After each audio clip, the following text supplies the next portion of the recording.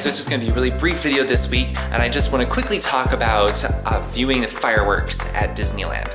Now, there are actually 4 different places in Disneyland where you can watch the fireworks. There's the most obvious, which is in front of the castle and down Main Street, USA.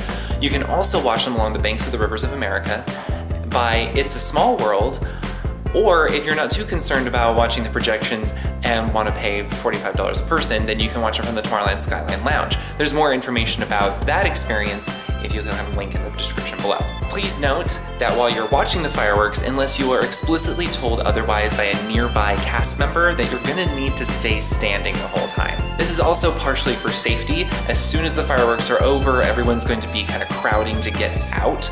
And so if you're sitting down, then you're probably more likely to be trampled, so just kind of stay standing. If you are one of those people that really care about being as close to the castle as possible to watch the fireworks, then just keep in mind that you are going to need to get to your spot probably about an hour, if not more, before the fireworks begin in order to get a good seat.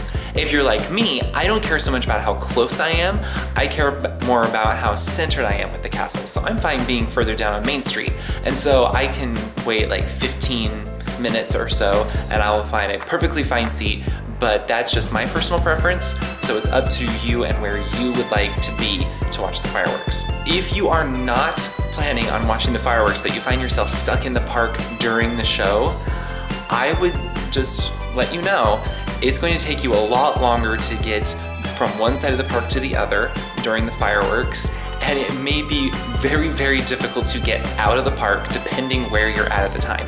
So it may be in your best interest to just kind of hunker down and wait until after the fireworks are over before you try to exit or move around the park in a dramatic way, because the crowds are really crazy and there's a lot of one-way systems.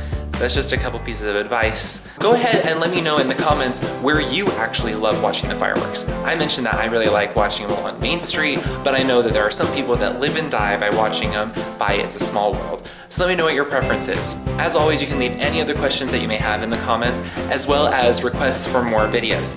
Make sure that you also follow us on Facebook if you want to get more regular updates and tips and tricks and news about Disneyland. And you can follow us on Instagram so you can see how we do the parks and also know when we are there so you can come say hi. But as always, make sure you like and subscribe, share this with anyone that you know so that they can get some help as well on their Disney trip.